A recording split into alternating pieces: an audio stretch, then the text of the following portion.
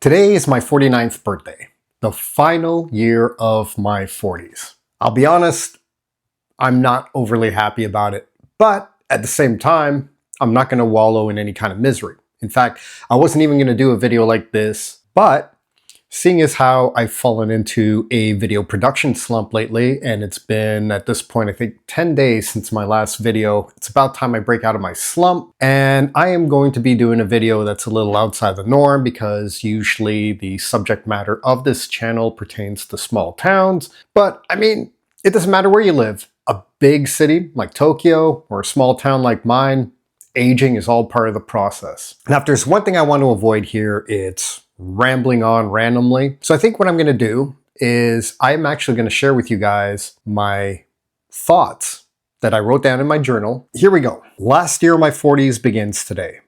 There's almost something poetic about it. Since coming to the small town I live in now, I've become largely isolated. I don't go out anymore. Now that's not completely true because at noon today, my wife will be taking me out to a restaurant to grab a burger. So I guess I do go out once in a while. It's odd because at this point in my life, I just don't feel a need to go out anymore. A lot of that changed when I quit drinking, which is something I wish I would have done a lot sooner in my life. I do regret that it took me as long as it did to get rid of things like alcohol, but I did, and things really changed for me after that. Some of it's positive, some of it's negative, but it's one of the life changes I'm most grateful for, and I think I'm going to age more gracefully as a result in many respects. But if there's one thing I could recommend to you, it would definitely be that. It will definitely help you move forward a lot better in your life. So continuing on with the next lines, the people I consider friends are far away. That much is true. One of my closest friends, he was living in Toronto, which is 3 hours away from where I live. However, he recently moved to Nova Scotia, which for the most part almost guarantees that I will see him very seldomly now moving forward. Some friends have fallen off. So I wanted to go over that because I remember I once worked for a supervisor and she had no friends. Her only entourage were people like her sisters and her son, her adult age son. So I asked her, why don't you have friends? And I kind of knew the answer in the sense that she's not a very likable person, but she said to me, friends will just turn around and stab you in the back. They're just going to turn on you. They're just going to hurt you. And I wanted to go over that because in her case, I think she made it true for herself. Like I think at her core, she really meant well. Like I think she did. And she had her moments where she could be like a really good person. But I think she was living a self-fulfilling prophecy. She just wasn't very warm. She wasn't outgoing. And she had a tendency of not making any effort to filter her thoughts or what she said. And you might think that's cool when you're younger, you know, like nothing stops you, but there is a time and place for everything. And ultimately, I think her lack of ability to realize that is what led her to being without friends. Now, for my part, I have a lot fewer friends at 49. And while some of it might have to do with behavioral changes, by and large, my shrinking social base has to do with a number of things. First of all, I made the conscious decision to leave the city. I was raised in small towns for part of my life. And then when I turned 17, my father moved us out to a very, and I mean very rural area. So at 49, my social circles are definitely shrinking. So I just mentioned that friend who moved out to Nova Scotia, and that pretty much guarantees I'll see him very little moving forward in my life because in all honesty, with all of my everyday responsibilities, it's a lot tougher to make time to go out to Nova Scotia. But it's amazing how distance can affect your relationships. You eventually start falling off through no fault of either party. It's just that even in the internet age, it's just something that happens. I can speak for another good friend of mine who I believe our friendship is over. I think it's over. We're just kind of falling off. We would at least get together with the other buddies once a year and make an effort of doing so. But the last time that our little buddies get together happened, there was a big change. So I mentioned to you that I stopped drinking alcohol and I got together with them and I was the only one out of us four who was not drinking. I had a couple of gummies, but that's about it. Like I wasn't getting drunk and I just don't have that interest. And I know for a fact that since I quit drinking, I've undergone a personality change. Like, I'm the first one to notice. I know something in me has changed, and that's why I assume when some people act differently around me, it's not necessarily them, it's probably more me. Alcohol being removed from my life has made me less open, less friendly. I no longer have that social lube to like ease me into social situations anymore.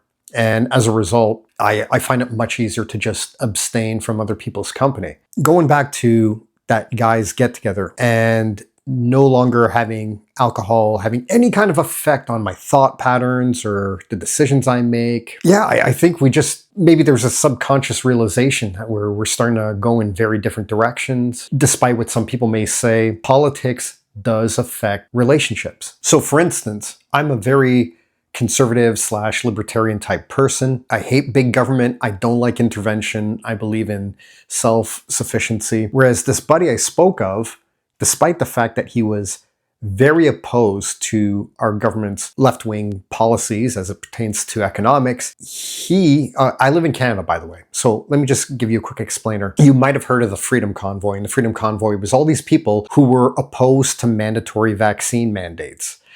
And he was opposed to them. And he also did not feel that there were any issues with the Trudeau government freezing people's bank accounts to end the protest.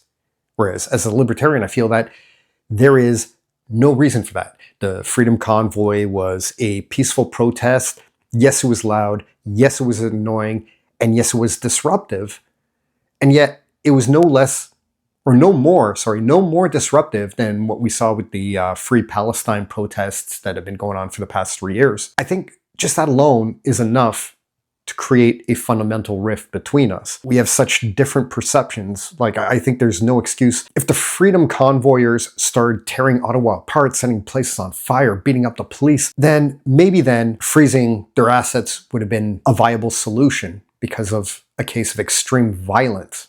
But that would only be it. And I think that on his end, he became cold to that. He became cold to me as a result. Whereas you look at my father, him and his lifelong friend, it's the same thing. They're polar opposites. My father's conservative. His lifelong friend is liberal. And yet they've been friends for close to 50 years because they can accept those differences. They can harmonize. At some point in people's lives as they get older, they lose the ability to harmonize. I still care very much for my friend.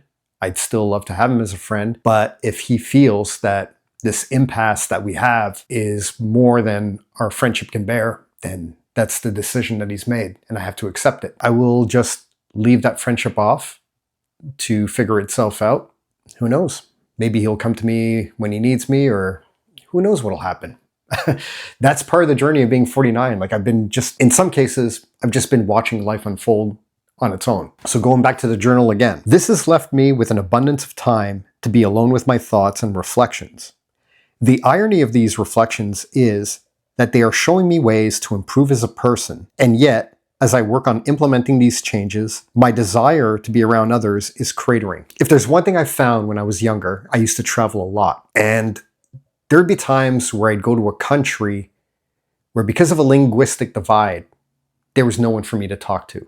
I was all alone, and that gave me a lot of time to reflect. If there's one thing I could recommend you to for self-improvement, if that's one thing that you're after, if you really want to grow as a person, it is very important to seek out time alone. Because that time alone, not being able to communicate with anyone, really did a lot for me. And it's happening once again now that I'm older, and that I live in a town where I just really don't have anything in common with the people in my town. I've lived such a different life, and I don't want to spend my time with people I can't relate to. And this is why I don't fault the good friend who doesn't call anymore, because if he feels he can't relate to me anymore, despite the history we have together, I don't fault him for that. I honestly, yes, it saddens me that this is the direction that our friendship has gone in, but I also understand it because I myself don't want to be exposed to people that I just have no point of relation to. But in this time alone, I've allowed myself to be as honest as I can be with myself as I look back on my life leading up to this point. It's funny because on Reddit, they have this subreddit called Am I the Asshole? And it's tough to try and look at yourself through a critical lens. But once you grow comfortable being able to criticize yourself and admit when you're wrong, it's unbelievable and I've been chilling out a lot more as a person. Like some of the things that people do that can make us irate. Let's say it could be a certain way that they drive, it could be a way that they walk on the sidewalk, it could be anything. Any kind of behavior out in public, you just become a little more understanding. I find that in the age of social media, where everybody is being conditioned to embrace main character syndrome, this time of self-reflection could be one of the most valuable times in your life, and to pull away. And the more I think about it, the more I wish to pull away from my online activity, which is kind of tough because I live in Canada and it gets friggin' cold out here and I'm a cold hater. I don't like going outside. The internet is a very comforting thing. And therefore it's good to keep in check and have a lot of self-reflection if you need to rely on the internet, because it's unbelievable how undermined we can be by the wall of noise from people who don't know us, who all have their own version of what or how life should be lived. So what I'm going to do is I'm going to wrap this up now because my stomach's growling. I'm probably going to have to eat at least a little something before my wife takes me out. This is not a comprehensive set of reflections. In fact, in some ways, this video is selfish. It's just kind of me talking to you, hoping that I can make my 49th birthday a little happier while dropping some nuggets of wisdom. I don't think I'm going to be one of those people who hates aging. I'm not going to be fond of it, obviously, but I am honestly kind of excited to see where things go from here, because I have reached a point now where I'm really liking the person I've become. And that took a long time. That took a long time to get there, but I'm here. And it's going to be a more solitary lifestyle moving forward. The small orbit I have is cherished, but I am also looking at how I'm going to deal with when that orbit is gone, if I'm going to be comfortable being completely solitary. I don't know. Will I be one of those people who laments the loneliness epidemic that we're talking about these days? I don't know. All things to think about. Thank you for watching.